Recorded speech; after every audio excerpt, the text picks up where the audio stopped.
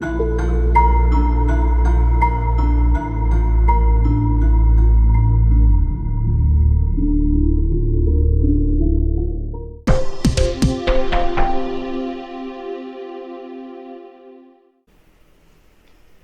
welcome back to our show.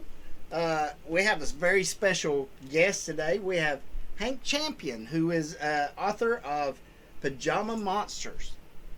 Everybody, welcome him to the show. Hey guys. Thanks for coming on our show, by the way. We really appreciate Same. this, and we hope to Oh, kind you're of reach welcome. out. You're welcome. It's a thrill to talk to anybody that likes what I'm doing. That's right. So tell us a little bit about your book. Absolutely. What's funny is the characters came before the book. I used to work in advertising in New York City, and I was between jobs. And in school, I was an art, illustration major, and design major, and studied art. And so while I was between jobs, I decided to give myself an assignment, and that assignment was to draw either a group of characters that represented angry vegetables. Another group of characters was fish in space, and the last group was baby monsters in pajamas. Uh-huh. And that was the one that won out. And I had all these drawings of little monsters in pajamas, and I was thinking to myself, what's the point of a little monster in pajamas? And I thought to snuggle with and to protect you from the ones that live under your bed or in the closet. So that theme came about, and I actually had some prototypes of the plushies made, and then I got another job, and everything was shelved for a little while. And over the years, I thought, what would be great to go with something you could cuddle is a book. So I came up with a storyline for Pajama Monsters, and the natural storyline was about two children that whose bedrooms get taken over by what they call the big, ugly, annoying monsters, and they can't get rid of them. And so the little pajama monsters show up, and they say, we can take care of your big monster problem. And at first, the children go, well, we can't. You're so small, you can't do anything about this. We'll take care of it.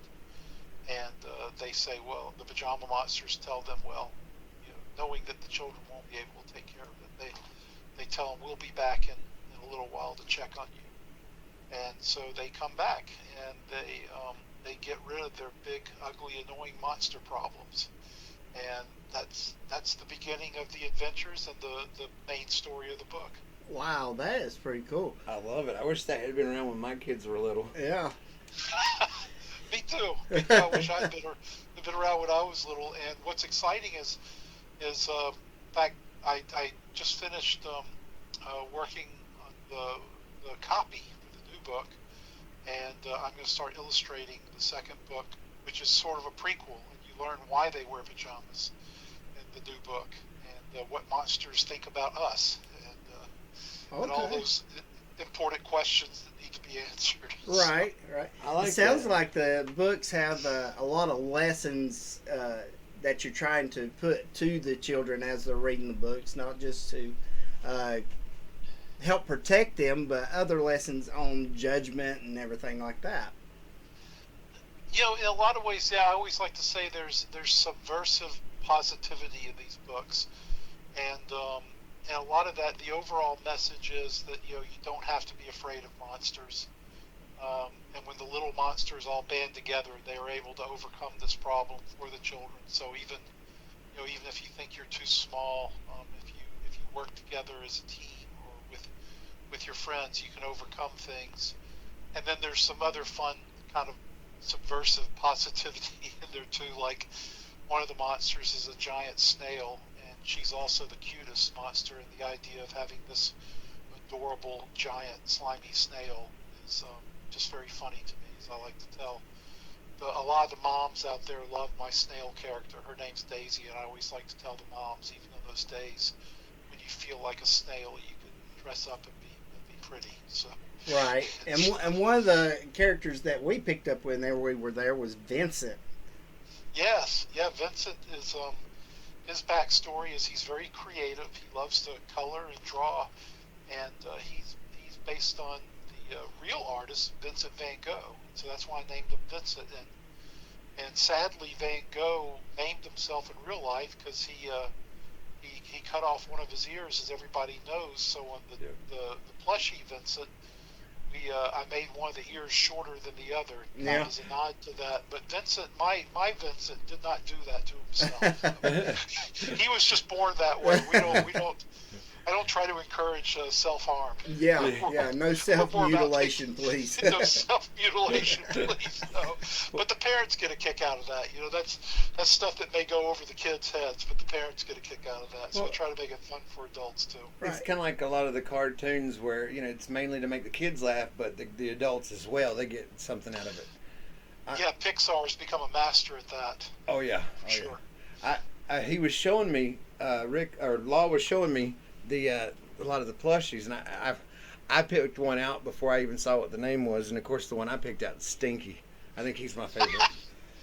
Stinky is just I may wind up selling out of Stinky this weekend.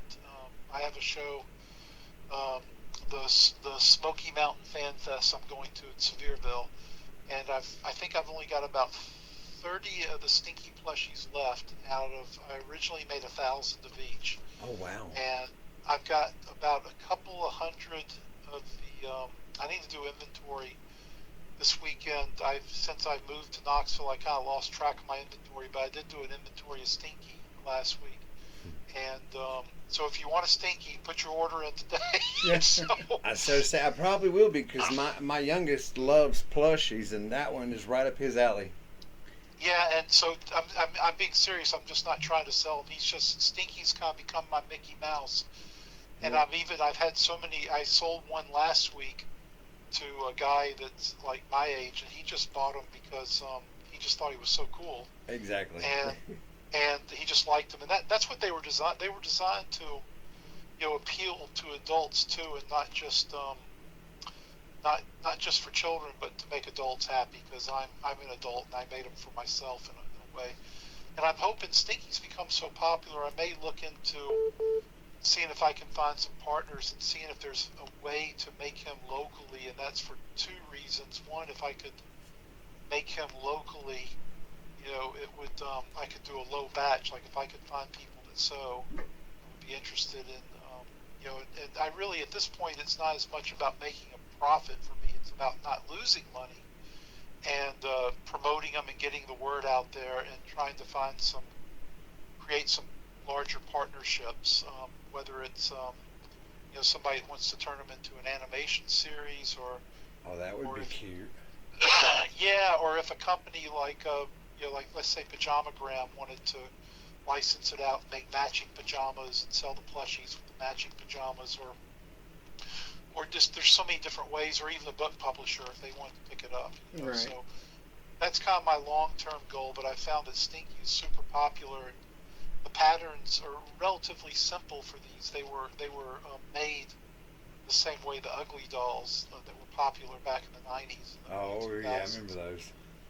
Yeah, so these were made similar. Like some people think that, those are Ugly Dolls, and I'm like, well, no, they're just two-dimensional. The plushies are two-dimensional, and the books, they're more fleshed out. They're more 3D. But that's just it was an economical way to make the dolls, and a way to focus on less, so that I could really make the quality right. But it would be, but the other ones I still have pretty good stock of the other ones. Daisy's probably the one slug that sold the most afterwards, and then the other ones have sold sold the most afterwards, and the other ones are pretty equal. But at this point, I'm focusing on getting rid of that inventory, and then focusing more on the books and literature. And Stinky's become so popular, so I'm going to do the next book, which is the prequel, and that's called The Case of the Missing Monsters. And the basic story is that in the land of monsters where they live, they've heard of people, but they're not sure if we really exist or not. And so some monsters go off on an expedition to find us and to see if we're real, and they never come back. So Stinky and the rest of his friends, the ones ones that become the Pajama Monsters, they say, we'll go look for them. The other monsters are afraid. They're afraid to come looking for them. So Stinky steps up and he says, myself and Daisy and Vincent, Nipper, and Fluffy, we'll go on a quest and see if we can find them.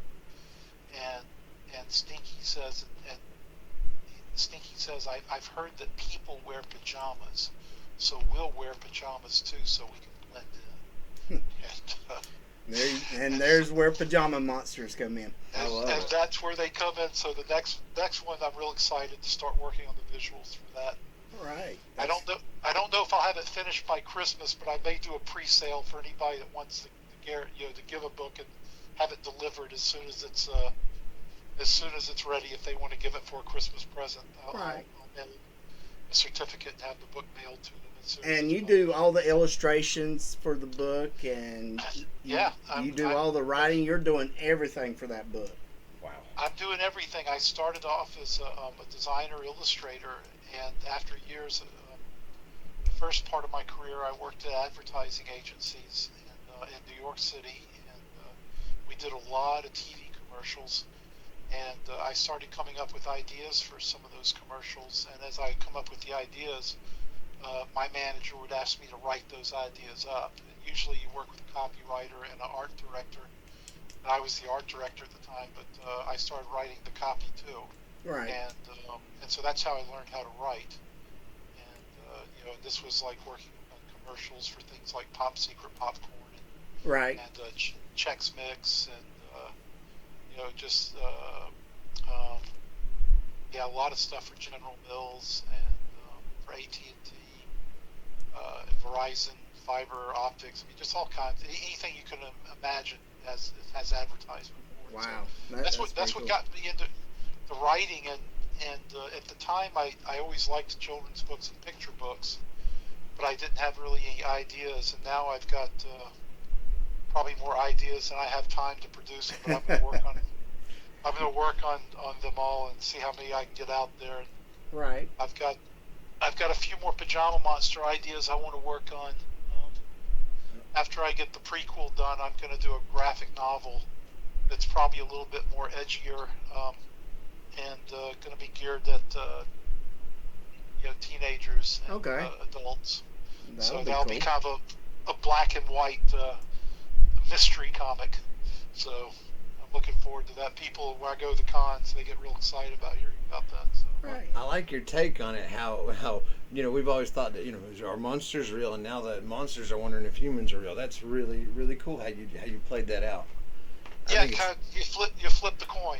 It's because that's that also comes from I find that I project.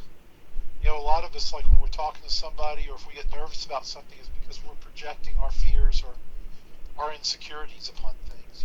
Right. So we just assume monsters are these big scary creatures, and some of them are. Right. Then they're the monsters that are just like us. Right. And they're scared of us, and they're thinking we're the monsters. Right. Well, Hank, what advice do you have for upcoming writers or artists or anything like that that's looking to get into that? Like making their own book. What's really cool is now there's more ways than ever to get your ideas out there, and even if it's